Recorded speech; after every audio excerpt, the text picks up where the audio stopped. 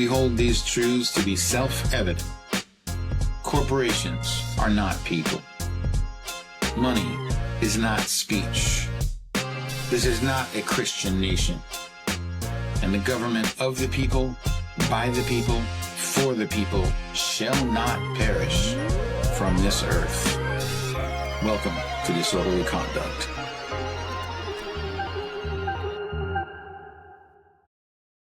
Welcome to the Disorderly Conduct podcast. I am here and your host this week, Fingers, along with my usual guests and a new guest, panelist. Actually, not a guest. She's a regular panelist now. So we'll introduce you first, Bobby. Welcome to the panel.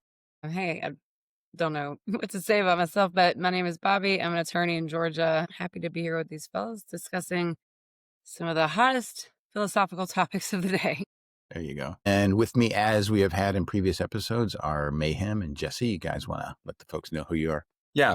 Mayhem, 22-year combat vet, one of the founders of Money Out of Politics, executive director of the Political Integrity Network, which is in development, and very, very concerned about the direction our country is headed. And I believe that one of the most important things we can do, in addition to removing money from politics, is just operate with integrity. Integrity is my watchword, and I think we're not seeing enough of it. So that's what I'm about. That's what I'm here for. Looking forward to the conversation with you guys. What up, friends? I'm Jesse, one of the regular panelists, as you guys probably have known if you've been watching the episodes. Just a regular IT guy, regular American citizen, concerned for his country. So I tend to have these kinds of things. I'm excited for today's topic. And I am Fingers, a 30-year working musician, as well as an accountant and amateur historian, although I come in second to Jesse in that category, as I have learned to my chagrin. So today, Bobby has a topic for us that relates to the title of the podcast. And so we're going to get into it. Bobby, you can take it away. Right. So given the title of the podcast being Disorderly Conduct now, I thought interesting topic to start with would be disorderly conduct charges and how they came about, how they interact with society, and how they resulted in the over-policing and oppression of minority communities across the nation. I really didn't know a lot of this before I thought about this topic. I did know, about the over-policing, and I used to be a public defender. So in the city of Atlanta, you see a lot of disorderly conduct charges. What I realized then is that is essentially the criminalization of homelessness and poverty. So when I thought about it today, I started looking into it, and I was a little bit surprised to find out where they came from and how interconnected they were. But it stems from this. It was essentially an article back in 1982. It was published in the Atlantic Monthly. And it was called Broken Windows, the Police and Neighborhood Safety. And so basically, your social psychologists and police officers tend to agree that if a window in a building is broken and left unrepaired, all of the rest of the windows will soon be broken. And they said this is true in nice neighborhoods as it is in rundown ones. So one unrepaired broken window is a signal that no one cares. So breaking more windows costs nothing. And so they published this article, and essentially their theory was that police should maintain order in a neighborhood, not necessarily proactively prevent crime or even solve crimes that have already occurred. But it's the breakdown of order that starts to result in high crime activity. And the more physical disorder, vacant buildings, broken windows, abandoned vehicles, stuff like that, it sort of like panhandlers, noisy neighbors, etc. It pushes people back inside. They stay in their house more. They engage less with their neighbors. Then so the streets are empty and more susceptible to increased crime. And so I thought that was really interesting. And so this article resulted in essentially the disorderly conduct crimes, right? They call them quality of life, right? So public intoxication, I don't know how familiar you guys are with the various things that could make up disorderly conduct, which is a whole nother issue in itself. But I guess I'll give you a minute to chime in on that part.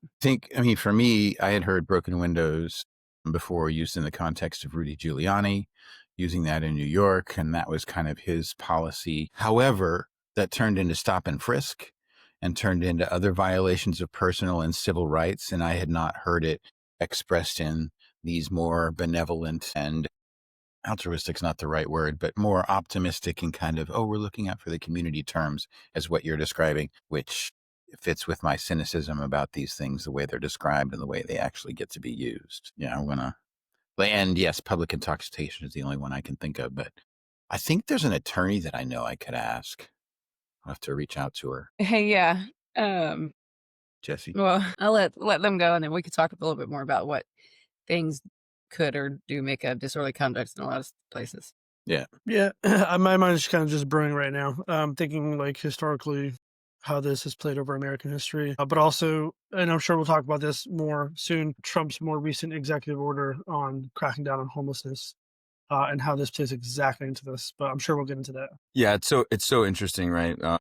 I was actually talking. I mentioned before we started recording that I was V for Vendetta last night, and we were sitting there in the opening scene, right, where this, the voice of London is going off about, the gays and the immigrants and all, and I looked over at my mom, and she was like, "It's like they took it straight out of the movie." Right? Because obviously V for Vendetta predates what we're seeing right now. To criminalize poverty, to criminalize humanity, really, right, is mind-boggling to me. So I'll leave it at that for now. Yeah, so disorderly conduct, that's one of the problems with it, is that it can oftentimes be very vague, and it leaves really too much discretion to police officers to arrest people and just kind of like it's a catch-all crime in a lot of places. But it could be, public intoxication, loitering, being loud, like noise ordinance violations, obscenities, disrupting a public meeting. There's a lot of things that could make up a disorderly conduct crime, and they vary by jurisdiction. But what you often see is the criminalization of homelessness, really, and poverty.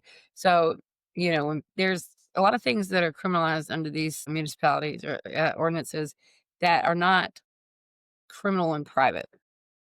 So if you do them in your house, it's not criminal, but it's criminal when you do it in public. And so, by that very fact, people who do not have homes are naturally committing crimes that people who have homes are not criminalized for.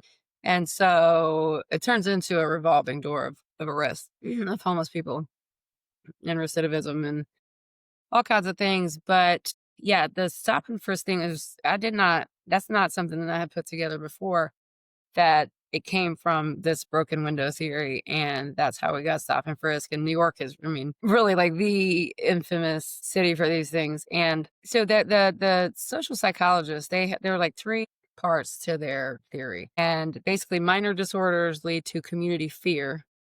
And that's, leads to resident withdrawal. And then that weakens informal control, like, what a streetlight might provide, or, if your neighbors are always outside and watching, like a neighborhood watch type situation. Like those things are meant to deter crime. And so their idea is that these minor disorders create fear, push people inside, it weakens those things, and then serious crime starts to take over in the area. And they talk about 2 different types of disorder, which is like social, which is like panhandling, loitering, groups congregating on a corner, and then the physical, like broken windows, graffiti, abandoned vehicles, vacant lots, etc. So it basically shifted police focus from reactive crime response to proactive order maintenance. And it emphasized a lot of discretionary enforcement of quality of life offenses. And it prioritizes community perceptions of safety over crime statistics. And what you see is, like I said, poverty and homelessness being criminalized. But the discretion has then allowed police officers to essentially discriminate at will. But that's where the stop and frisk policies in New York came from. And if you look at the statistics in New York, over 40% of disorderly conduct summons were issued to Black people, when only 23% of the population. In New Jersey, Black people were 2.6 to 9.6 times more likely to be arrested for disorderly conduct than white people. And then national patterns, the 1.8 million quality of life summons were issued in New York between 2010 through 2015. Broken window policing concentrated enforcement in neighborhoods that had higher minority populations, lower socioeconomic status, existing police presence, and perceived disorder. And, it's interesting. Some of the other things that I found out reading about this connection is perception studies, which we all, I think, on this panel are well informed on implicit bias. You see it with the adultification of Black children. Black people are naturally perceived as more aggressive or dangerous or violent. So one of the things that perception studies have shown is that people see more disorder in neighborhoods with higher minority populations, even when they have identical physical conditions. And there were some studies in this regard too, where they took like a car that was in the exact same shape, broke down, and put it in two different, I think it was like Bronx and Palo Alto. The condition of the car and the way it changed over time did indicate some differences that, basically the environment influences behavior significantly. I know you guys probably have a lot to chime in on that part. Yeah, I've got a lot to think about. The first thing that triggered me was the idea of disrupting a public meeting falls under disorderly conduct. It's like, oh, let's just hand the state a tool of direct oppression. Let's just hand them a tool by which anybody that's coming up and telling us we're doing a bad job gets criminalized. It's just, we saw it happen to Isaiah Martin, 2 weeks ago, something like that. The exact same thing. He's just standing there telling the lawmakers that what they're doing is wrong, winds up spending more than 24 hours in jail. And this is the nation that we're in. And yeah, it's unsurprising that people look at, loitering is another one. You're standing around. That's the crime, standing around. It's just, and to your point, Bobby, it's like, I'm sure that societally, most people will look at a group of young Black men standing around much differently than they will look at a group of young white men standing around, even though statistically you might be more at risk from the one that people think they're safer around. Right. Jesse? Yeah, I just think it's, obviously it's a complete misunderstanding of the source of this. It's a Band-Aid. It's like applying a fix that doesn't apply, right? It's optics. It is the optics of legitimacy, which is greater than legitimacy itself, right? So if you can appear effective, if you can crack down on so-and-so loitering, disorderly conduct, graffiti and whatnot, you're going to appear to be more effective because the streets will be cleaner. There'll be less people hanging around. But the issue is that this doesn't solve the underlying issues that cause these things, which will continue to fester, continue to manifest themselves in different ways, and honestly add to more oppression. If you're the book on freedom, he said something that was so true. He said, giving a community requirements and standards to live by while taking away the resources to do it is oppression. I'm like 1,000%. And this is a classic example of that, right? And on top of that, you're just layering on, let's essentially, this is a really super fancy way of being like, let's get the ugly people out of the way. That's exactly right. Or that just society deems that they're not supposed to be in pleasant society. Yeah, it was interesting. You said, it's a Band-Aid on a cancer. And I think that's so interesting, right?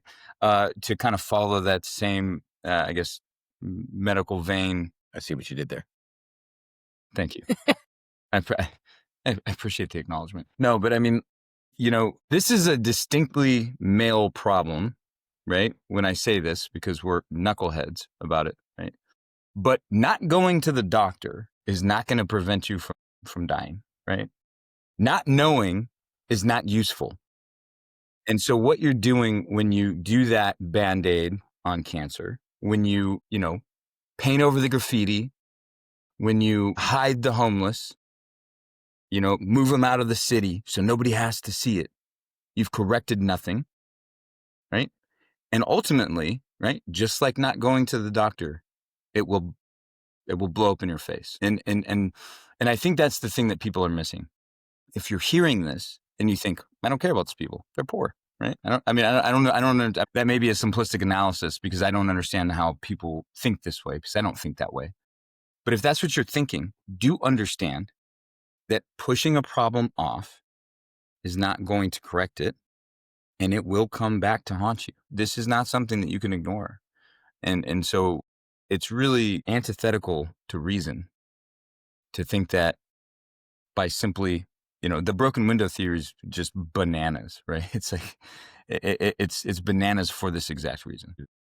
I'm gonna throw in a wrench really quick. And while I completely agree with you, Mayhem, I'm gonna make a different argument that when it comes to bite them in the ass, modern social media in the modern political landscape of politics allows us to change that narrative. So what I mean by that is when you clean up the streets of disorderly conduct, of loitering, and graffiti, you appear to be legitimate, optically, you appear to be legitimate, right?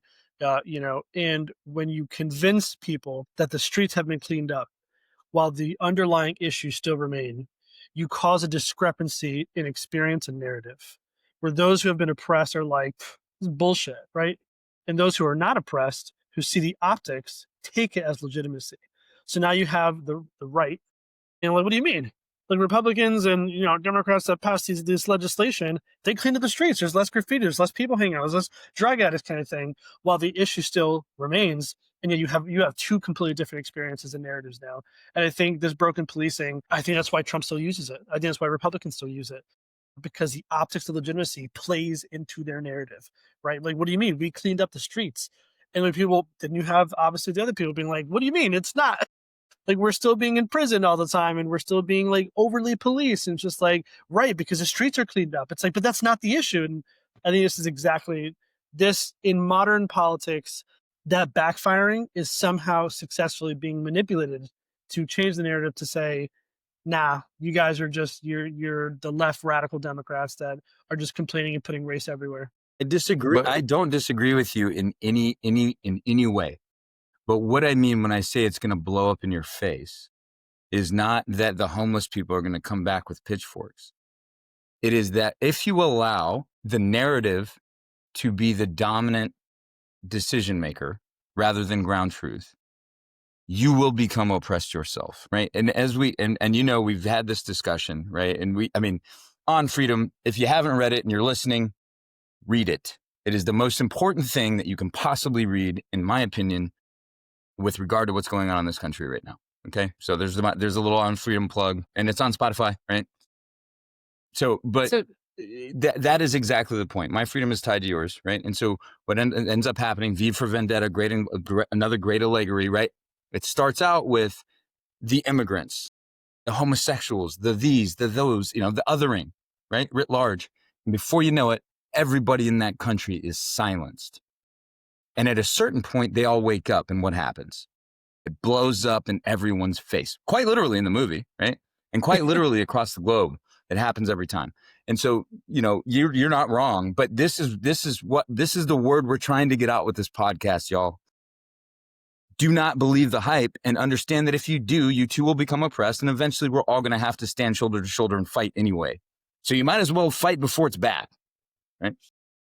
It's like, so it reminds me of, like I say, reality gets a vote, right? So it's like when your narrative and your communications get divorced from reality, reality will get a vote, right? And the thing that's most obvious to me is Trump. Well, if you test COVID less, we'll get lower positives, right? And that's entirely a political calculation, right? I actually give him more credit. Like, he's not that dumb, but he only thinks about the optics and the politics and how it plays for him. And so that's the reality he's describing. Meanwhile, we had 2 million people die of COVID, right? Because that's the reality of things. But the people who were myopic and would only look at Trump weren't aware of, or a lot of those people would not, because it became politicized early on because he's fucking incompetent. people wouldn't take the measures that were regular public health measures that regular public health officials would give them. And we have all this antipathy towards Fauci and all of that kind of nonsense. The other thing, since we're talking about homeless, that occurs to me was a few years ago when the Super Bowl came to San Francisco, probably 10 years ago, and Ed Lee was the mayor of San Francisco. And they had the SFPD round up all of these homeless people and move them down south out of town. So again, it looks like he's cleaned up the streets. Again, it's just fucking optics for the visitors coming into town. But what's the tangible result for those people who got moved? They were moved away from the resources that supported them, which were the people that would give them $1 on the street when they were panhandling. Most of these people would be down in the financial district. This is all pre-COVID, of course, because there's thousands and thousands of people worked in the financial district who had money because they're working in the financial district, and they'd give out. I mean, I remember I used to walk to work from the BART station. It was about a 1 mile walk one way. And there was this little old lady that was there every fucking day who had a smile on her face and very sweetly would ask if you had $1 for a cup of coffee for her. And she was there for like several years. Like I had this job for a few years and I walked by her and I saw her over the course of maybe a 5 to 10 year period go from standing there to standing there with a walker to sitting on her walker. And I never saw her after COVID. And I think about her a lot. And like, because, you know, she's white haired. She's older. She may be in her 60s when I first saw her. She might have been past 70 when COVID came along. And the number of us that walked by her, whether we gave her $1 or not, you know, and didn't appear to be any tangible change in her setting, her conditions over all that time. Right. And I think about our society and how that impacts those people.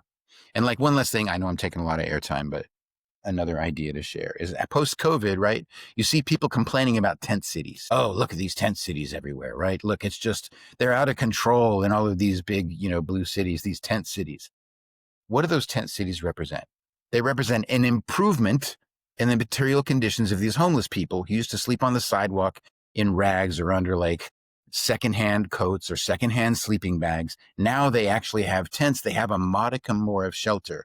But oh my God, they're more visible to me because now I can see a tent in a way that I couldn't see somebody huddled up under the abutment of a freeway overpass before.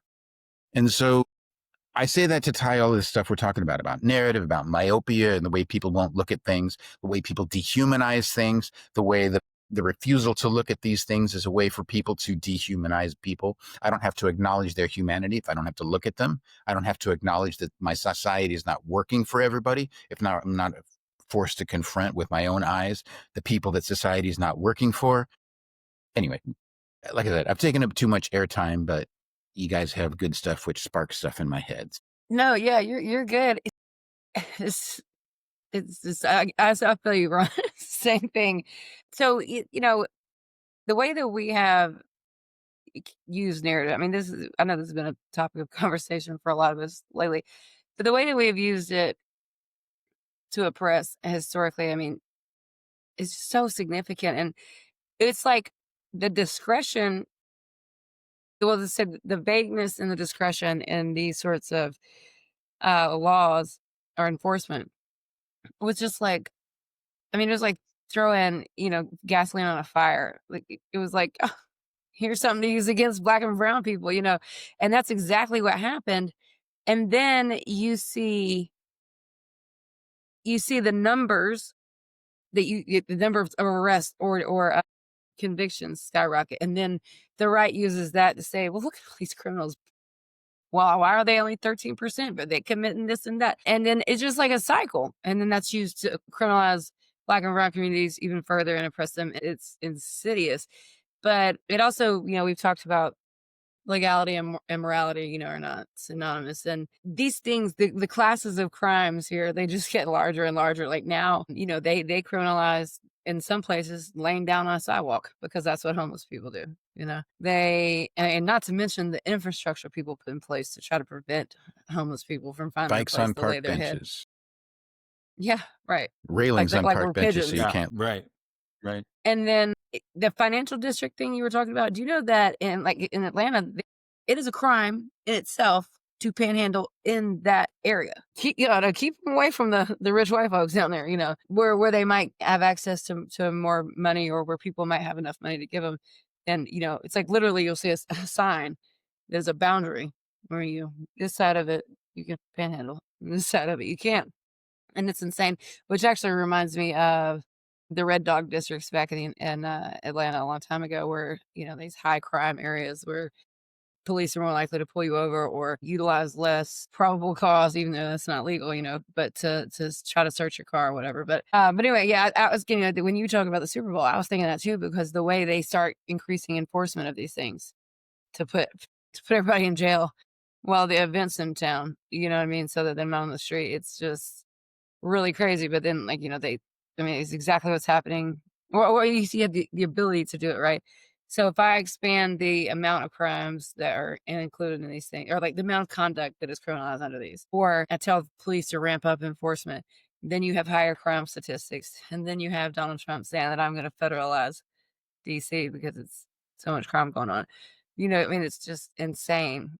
Meanwhile, The game that's California has being played. closed 5 prisons because the population is going down and decreasing, because overall crime is decreasing.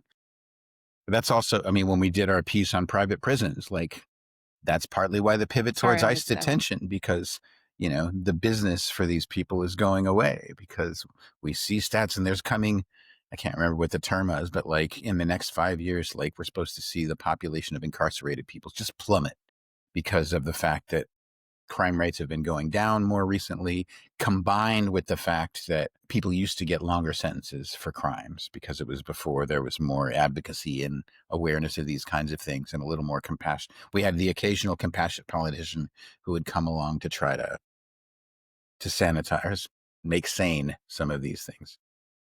It's so interesting when we talk about these things, right? I grew up in a family that, very conservative, very, it came up in a pull yourself up by the bootstraps family, right? And so the attitude was like, look at these people just begging for money, right? And, it took me some time to come out of that stupid way of thinking, right? And I'll tell you, one time in Las Vegas, I was there TDY on a military trip. And, look, this lady came up and she was about my age at the time. And, I would say it had the clear indications of being a drug user. Okay. And she asked for money. And somebody that I was with said, well, what are you going to use it for? And she said, I'm hungry. I want to get some food. He gave her the money. Right.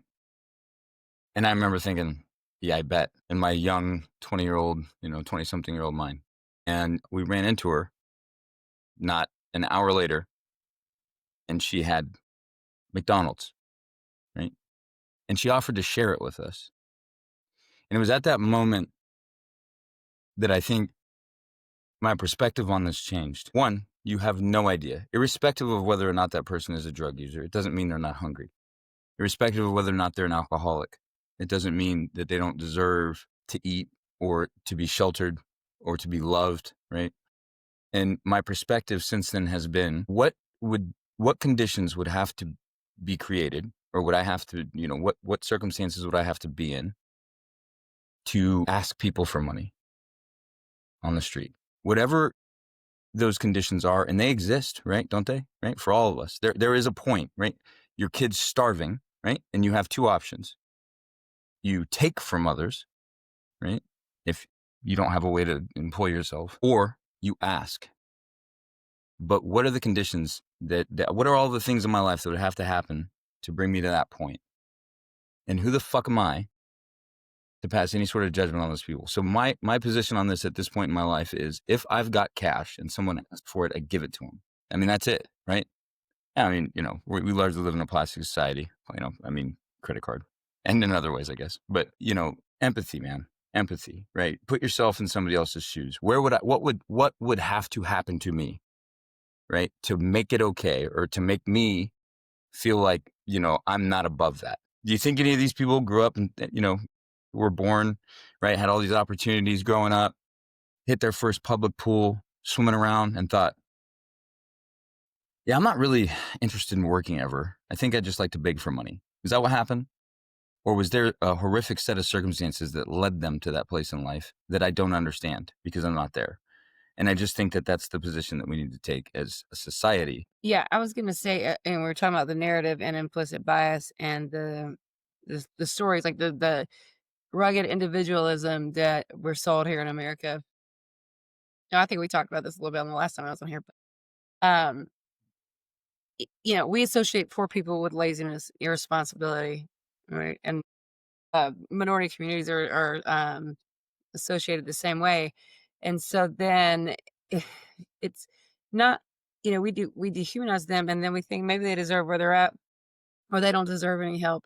And then it's okay. It's like in Nazi Germany, right? It becomes easier to allow people to perpetrate violence through policy or through policing or what have you, because you've already have this idea in your head of what they do or don't deserve. And the recidivism, like when we would get people doing their bond hearings, they want to know about similar priors, right? Because one of the factors is whether or not the likelihood that you'll reoffend in a similar capacity. And like, yeah, okay, yeah, he's got 15 prior disorderly conducts because he lives on the corner and you have criminalized his existence.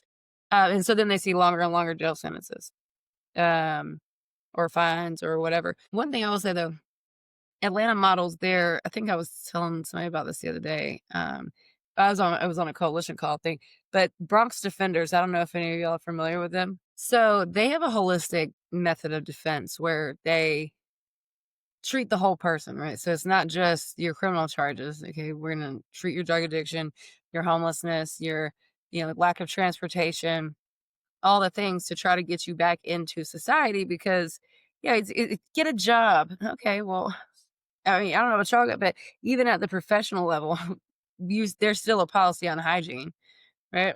And so now where are you going to shower and what are you going to wear to the job you want me to get? And how am I going to get there? And how do I even get started doing those things before you arrest me again for taking a fucking nap, you know, or drinking a beer or whatever the case. And I mean, the vagueness is just extreme where who decides what is tumultuous behavior, right? Or excessive noise? I'm really surprised that a lot of these things have not been struck down as unconstitutionally vague, but who's going to strike them down? Because nobody gives a shit to sue for them. You know what I mean? Because the people who are being targeted by it are usually poor people of color. So it's pretty crazy. Yeah, Jesse, you haven't had a chance to chime in for a bit. Yeah, go ahead. No, just honestly processing everything as you're saying and looking up like sources to go with that. Nothing. Sorry, my brain's going 1,000 miles. Yeah, I mean, so from my personal experience, so when I split from my first wife, mother of my son,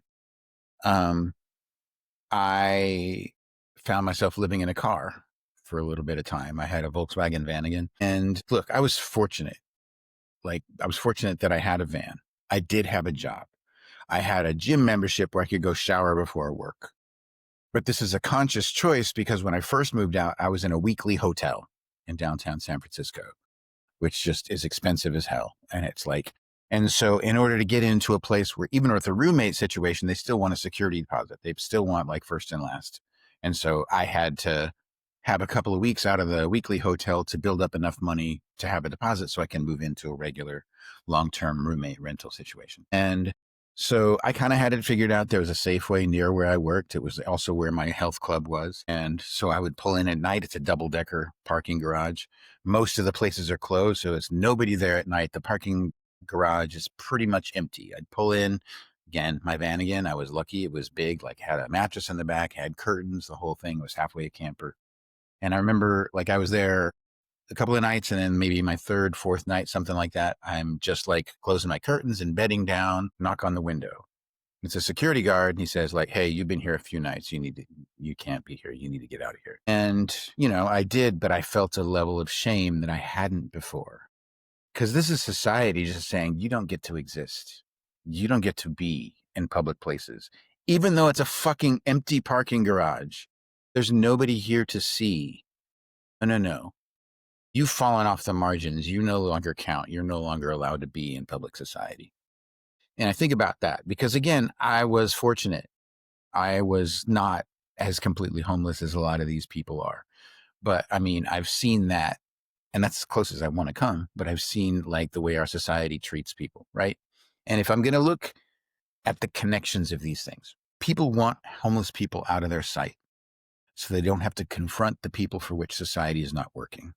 They don't have to admit that these people are human. They don't have to recognize them as human and recognize that the society is failing another human being, because then they will feel the burden of needing to change that society. And in a lot of cases, maybe that means if I change that society, my own material circumstances might be affected. Maybe my own privilege, my own ability to make money, like all of the things that have given me a certain place in society and a certain material standard of living will have to change to take care of this person, right? All of which is a long way of saying maybe my taxes go up if we provide a safety net for people on the street, you know? And I'm thinking about, like in Finland, they did a study, they did a test. Like I said, with all of these things, when people want to say they're just lazy, they just this, you guys have heard me say it before. Have you met human beings? Like, human beings are not like that, right? In Finland, they did a study where they took homeless people, they gave them housing, they gave them a stipend so that they could get like clothing for job interviews. They had a place to shower for job interviews. They had a secure place to sleep. And almost all of them used that to get themselves back into society, to get themselves a regular job where they could afford their own apartment, where they could take care of themselves, because people want to contribute to society. We're social animals. People want to be a part of community. People want to contribute to community. And the people who've fallen off on the edges, there's usually addiction involved. And again, addiction is not somebody who was in the perfect, wonderful conditions with a loving family and a loving home suddenly decided to start using drugs and destroy their life due to substances or behaviors. Like, addiction has other root causes, and we understand this. Anyway, I'm sermonizing again, but there are points I wanted to make there. I think it's really important, and I'm very very. familiar with the Finland study on universal basic income, I believe is what it was. And I think there's other great examples around the world that we have abandoned. Right, we've abandoned some of these programs, right? These studies, these things we've seen work around the world. Another example, I think it was Portugal. It was one of the first Drug addicts, yep. countries to decriminalize drugs writ large, and they saw a 50% reduction in recidivism. I mean, the data is out there, right? The techniques for this stuff is out there. The solutions exist. It's like the border problem in the United States. We know the answers to these problems. We choose not to solve them because there's money involved. There's money to be made, right? There's money to hoard, right? And that, again, and I think this is a really good place to start off, for this to be almost a flagship podcast for us episode, because this is the beginning. This is the beginning. These are I think we've all, I mean, I can't speak for everybody here, but I know certainly as I described earlier, I have been guilty, right? Even as a Black person in the United States, I've been guilty of, not seeing the humanity in some of these folks that we would say are on the fringes of society for these reasons, right? That they don't have the ability really to participate. I've been guilty of othering those people. That's the very beginning. Othering those that don't have anything, right? And now we're all the way advanced into the stage where we're othering people who are contributing to society, who do have their own, but you're illegal, right?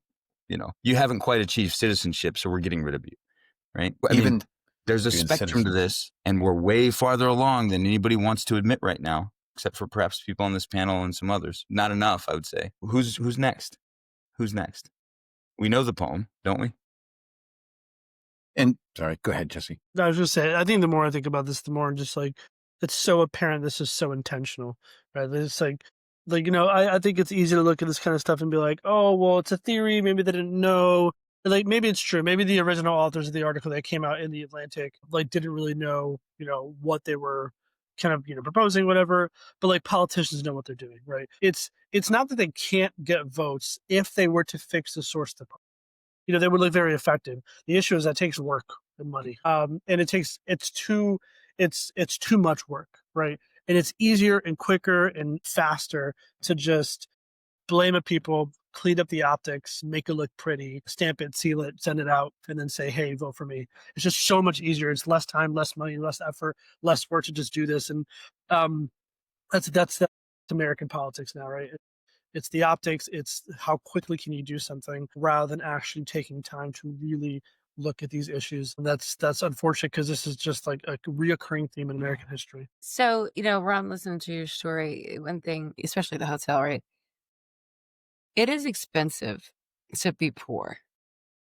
And I heard this example one time that I never forgot. If I'm like a blue collar laborer, right, and I need work boots, but I can't afford a really good pair, so I buy a cheap pair, and and they wear out really quickly, and then I have to buy a cheap pair more often than if I would have just been able to buy the good pair the first time. And so over the course of time, you spend more money on transportation, on housing, on clothes and stuff like that. You spend more on a lot of things. You have higher interest rates if you're able to access lending at all. You participate less in financial institutions and have, credit scores, etc.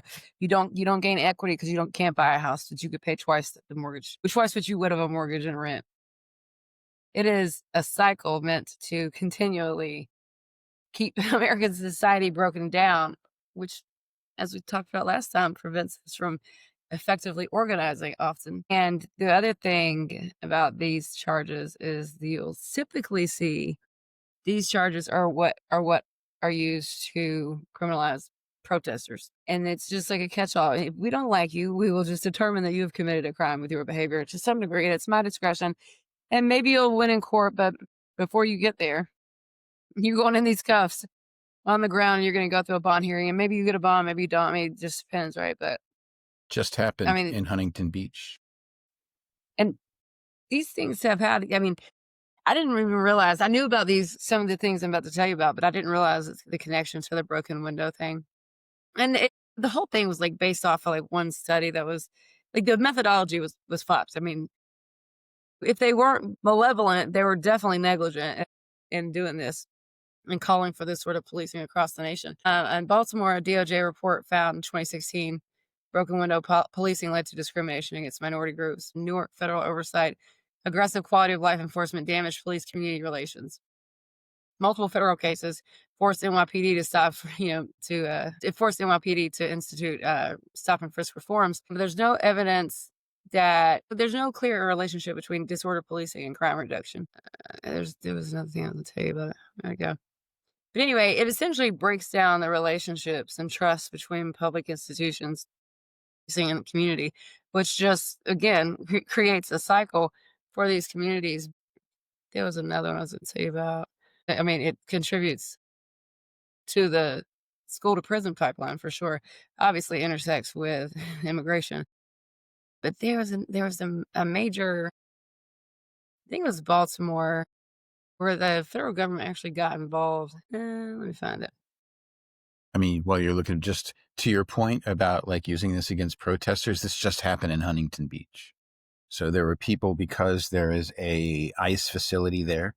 There are people who've basically been tracking like ICE vehicles going in and out and like some of the illegal stuff that they're doing. And they've had protests, and a woman got arrested and illegally detained. She's a citizen for attacking an ICE vehicle because she put a cardboard protest sign on it. Like that was considered attacking an ICE vehicle. And understand, her family does not know where she is. This is not even like the old, like, okay, you got arrested at a protest. They take you down, they thumbprint you, say you got arrested, and you get released 8 hours later. It's like, it's part of the game if you're going to be on the street protesting. This is not that. This is active fascist secret police snatching you up off this, disappearing you.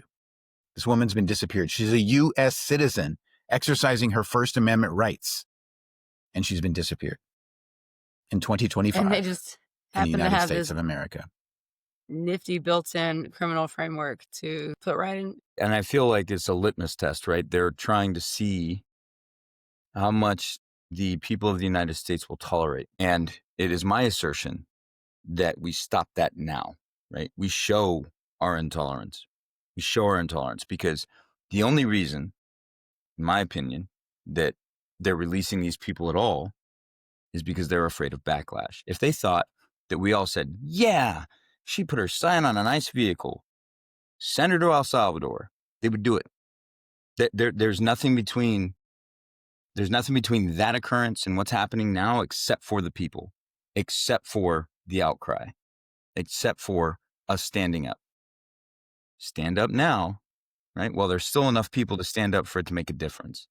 Because when we're in a small enough minority, they'll do it to everybody in that minority. And it won't matter if you're a citizen or what color you are or what your sexuality is, right? It'll be about the fact that you disagree with them. And the fact that people are not looking at the historical examples of exactly that is alarming. Yeah. And the thing is, I mean, I think what we're doing here is an important part of the puzzle, right? Citizen journalism has to become a much, much, much larger piece of the pie because media is owned. All media, all mainstream media is state media at this point. Look at what we saw with Paramount. Fucking firing Stephen Colbert so that Larry Ellison's son could buy the fucking company. Once again, billionaire who's willing to go fillet Trump is like getting paid off and now is put in a position to control the public narrative. We do not have public media anymore. It's on us, like it or not. And yes, I know it's a noisy ecosphere and I know there's a million voices. The only reason I know about Huntington Beach is because I saw a piece on it on TikTok. And it's from a guy who's there. He's saying, hey, our friend who's been here with us, please get the word out. We have one congressman who's helping to work with us to get the word out on this.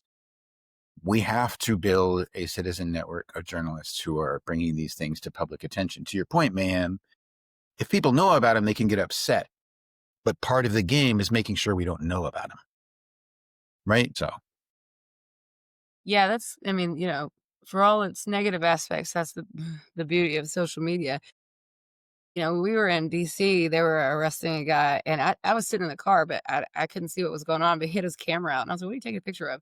He was like, no, I'm recording this arrest, and I'm like, that's what, I mean, 'cause I even do that when I've pulled over. If there's more than one cop car behind you, especially if it's a young person or a person of color, okay, I just happen to have some business, like in this parking lot now, because what are y'all doing? What's going on here? What's your probable cause? He has an attorney now. But then the funny thing is, they don't like that shit either. But you see now they want to snatch phones or arrest you, or now all of a sudden they want to run a drug dog around your car. Which they can then cue to say it hit. Yeah, public air searches are fucking bullshit. I mean, I yeah. actually beat a charge on the Fourth Amendment. Yeah, look, she's exactly right. Like, I was coming out of a store and there's 5 cop cars and they're in an alley with this guy, and he's, standing there, he's cuffed up, and they're sitting there and they kept looking over at me as I'm filming. And I'm thinking in my head, come over here and say something, right? I'm on a public sidewalk and my attorney's right there, right? So come over here and say something, right? Because I'm going to record you. There's nothing you can do about it. It's going straight to the cloud. And I don't have biometrics on my phone, right? In fact, if you look at my phone, I'll show it to you. Get a warrant, right? It's got some case law in there if you're unfamiliar with it. I'll educate you, right? You're not without a serious fight with me. You are not going to come over here and tell me, how about this? How about you just do right? It's easy. Record me all you want to, because this guy broke the law. We're going to take him in. We're not going to violate any of his rights. Then we've got no problems, do we? The moment that you turn your phone off, give me your phone. First of all, the answer is no. Second, there's no way you're getting to this video, my guy. Not a chance. Right? It's already gone. Yeah. It's already in the ether. And there are apps for that. Yeah. People to use that just immediately broadcast it to like the ACLU and other. TikTok Live, Facebook Live. I mean, any live if you're in a short thing. But I would just like to point out for any police officers or law enforcement officers who are concerned about this and want to make sure they do the right thing, it's really simple. There's a published step-by-step guide on how to do this stuff. And if you go to the U.S. government website and look up the Constitution, and especially the Bill of Rights, it even numbers them for you. So there's your instructions how to do this stuff. It's really fucking simple. Sorry, as we're talking, I'm looking at what you guys are saying. I'm trying to find like data on this. One of the things I want to mention is I'm finding consistently that since the 90s and early 2000s, there has been study after study after study that has been done. According to one article from the National Institute of Health, there's been over 198 studies done on this. A meta-analysis of BWT, which is the broken window theory, and how it doesn't work. It specifically doesn't work. There's even a book out by Bernard E. Harcourt from the Columbia Law University School of Law, wrote a book called Illusion of Order, The False Promise of Broken Windows Policing. And he addresses this literally directly about how it is just a Band-Aid on top of a greater issue, essentially. And I think the more I'm thinking about this as we're continuing talking about this, I'm really kind of connecting the dots that I think maybe fingers you already did. The immigration policy of Trump is an extension of this. This is what this is, right? And I'm kind of finally, I guess maybe a little later, connecting these dots that like it is the way he is approaching immigration is broken window theory. If we can get rid of the illegals that clearly contribute, they pay $96.7 billion in taxes every year. They contribute $388.8 billion in in the economy and spending power. They clearly are a net benefit, regardless of the expenditure from state and federal governments. But they just look bad. They're here illegally, in the same way that like junkies do drugs that are bad. It's illegal. It's gross to have those illegal substances. And they're It's brown. just like you could legalize. You could rather illegalize. Make it illegal to use those substances. It's not addressing the source of the issue. You could get rid of undocumented people here. It's not addressing the source of the issue. You're just cleaning optics, right? And the more I look into this, the more I'm like realizing that the far-reaching effects of just a simple theory, and how far it can take. I originally was applying it to Trump's homeless policy, the executive order that he did recently, but now I'm realizing that it's really one of the main pillars of his campaign and administration is how can we change optics? Like, how can we appear to be effective to get rid of those that we deem ugly, the undesirables of society, and kind of just clean it up a little bit because we don't like to see those things, and it's just insane. I would push back just a touch, if I may. So I don't think illegal immigration is a problem. I don't think having these people here is a problem, right? Milton Friedman is a U.S. economist, and he said, in times of crisis, the solution will come from whatever ideas are lying around. And the two big ideas in our political discourse right now are illegal immigration is a problem. They're the problem. They're the ones creating the crisis because they commit crime and they suck up public resources. The other idea is tax the rich. And so if you're wealthy and you understand this stuff, you're going to put money into anti-immigrant propaganda. And that's exactly what we see all through Western democracies. Whether it's here, whether it's in England, whether it's in mainstream Europe, the wealthy are financially bankrolling this narrative of the immigrants being a problem because they understand if they can make us pick that up and be the solution to society's problems, we're not going to come after their money. They could basically say like, oh, I mean, it's not corporate greed and the corporate capture of our democracy that's oppressing you economically. It's look at all these people taking your jobs and not contributing and using welfare and burdening the system. So it's a convenient tie into the economic oppression happening right now. And when you say it's an extension of the broken windows, so if we know it don't work, right? We just went over that. Well, then look at the results of it. Stop and frisk data from 2003 to 2024. 90% of people stopped were people of color. White people stopped at 8 times the rate of white people. Latinx people stopped at 4 times the rate of white people. 69% of stops resulted in no arrests, meaning indicating innocence. It is clear it is not only, I don't even, maybe it's not even a Band-Aid, right? It is just a mechanism of oppression for communities that they want to control. And so it was easy to translate that right over to immigrants. But that's also another reason, like when we're talking about resistance and we're talking about social work, working on communities, when we say we're not here to reinvent the wheel, it's not, of course that's the most efficient thing to do anyway, but it's also because there's a framework for resisting this sort of oppression, and it is buried in the hearts of Black communities. And so, that's why you have to turn to history to understand how to fight authoritarianism, fight political and economic oppression. It's the only way to dig yourself out of it. And if you're too fucking egotistical or racist or privileged or whatever to do that, it's just going to be a large price to pay here. Yeah, look, I mean, yeah, I'll say, I've said it consistently. They've already lost, right? The authoritarianism, especially in a country like the United States, is not going to do well, right? It's the classic, the more you squeeze, the more we slip through your fingers, right? Right now, it's kind of a loose grip, at least maybe not on Black and brown communities, but certainly on the rest of society writ large, right? The question is not whether or not they will win. They won't win. The question is, how long is it going to take for them to fail, for them to realize that they've lost, for them to cede power, for power to be taken from them? And what cost will it come? You've already lost, right? The minute Bobby, I know you've heard me say this plenty.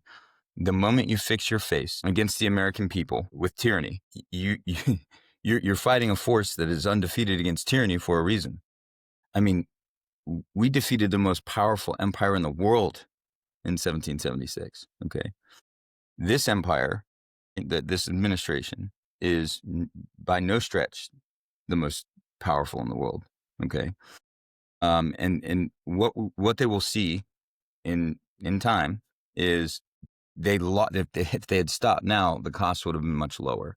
And so my charter to anybody listening to this is fight them now. Right? You don't have to wait. And when I say fight, I don't mean pick up arms. I mean strengthen your community, create resilience in your community, help those that need help, right? Those people that are not voting right now because they're worried about their next meal or housing, right? That are living in a van because the cost of a studio apartment in the city that they live is $2,500 a month, while only 44% of jobs in this country pay a living wage.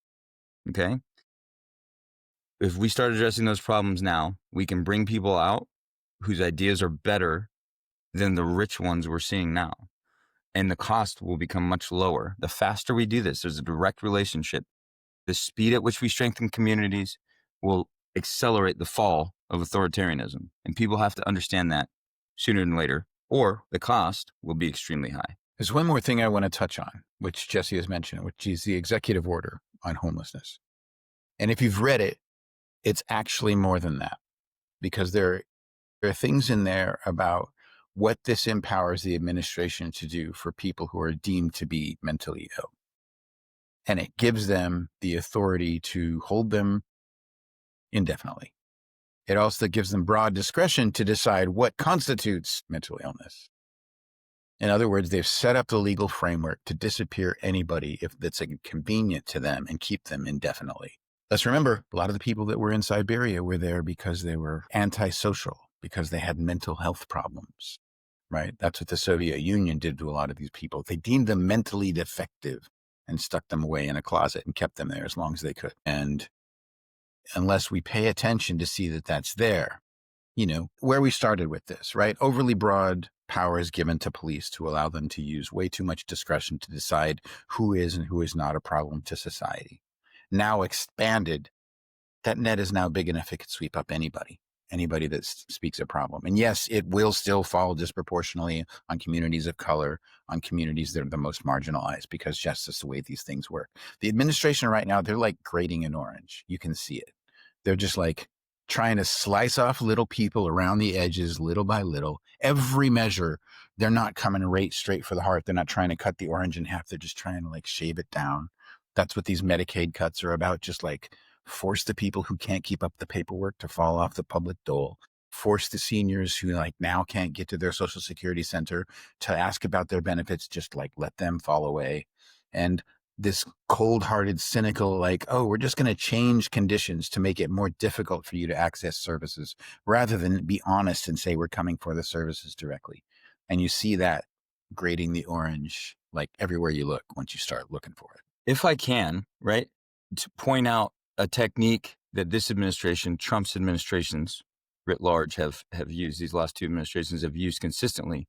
Start a fire and then try to be a hero by putting it out. If we look at $1 trillion in cuts, what's going to happen is it's going to impoverish people. The lack of coverage is going to lead to more bankruptcy, which leads to more housing loss, which means more corporate capture of housing, which is going to lead to higher housing costs. It's going to create more homeless, right? And what are we going to do? What is he going to do? What is this administration going to do? They're going to swoop in and say, we need to clean up these streets. The streets that are littered with people you stole from, right? That's what's going to happen, right? And what are we going to do with those people? We're going to lock them away in a closet, as you said, Fingers? No, we need to get ahead of this, and we need to start helping these communities now, because we know it's coming and we know what their response is going to be. The writing's on the wall. We've predicted successfully everything that they've tried to do, right? This is no different. They're going to cut those things. It's going to lead to more problems. And then they're going to pretend like they're the heroes of the story by solving those problems in a way that they've always planned to, which is get rid of the poor, get rid of the people we don't like, right? Because we know who's on Medicare and Medicaid, right? It's not the rich people. Pathetic. And in the process, they are essentially trying to manufacture the conditions that allowed Germany to fall so easily to fascism. And, they've used these techniques on particular communities, Black and brown communities, immigrant communities now, but that will expand to what you're about to see, right? Academics, anybody who has the ability to try to stand up or at least reinforce democratic institutions in the United States will be next. Because once they've ran it down enough, then there's no fight left. Everybody else will have no recourse, which is why I always tell people, I have to protect y'all's rights and immigrant rights and everybody's rights. And it's the reason why unconstitutional police practices like this and other things that are going on are important, because if we don't work to protect everybody's rights, we can't protect our own. And right now, we're talking about the due process violations with immigrants, right, in immigrant communities. What you're talking about, indefinite detainment, the idea that, and this is what I've told people about these damn executive orders, there's always something nefarious whittled into the middle somewhere. And you have to be meticulous in reading them and understand power structures in our nation and democratic safeguards in order to determine what the consequences will be. But I can already see, like, they have convinced white America that it's okay to violate due process for some people. And we started with people we don't like, Black and brown people, immigrants. Well, guess who's next? We don't know. Us. And it's written right there in that executive order. And the idea that it's even written there is insane, because he started off writing things that were not bound in any statutory constitutional authority for the executive. And now he's writing things that are absolutely in contravention to the Constitution on plain documents from the United States executive. So I think it's been a good discussion. It's been an alarming discussion. I'm sitting here on a slow boil, as I often am when we talk about these things. And I could rant for another hour and a half. I mean, I probably will when we stop recording. But unfortunately, we can't impose on our audience's attention span. So let's go around once more for final thoughts.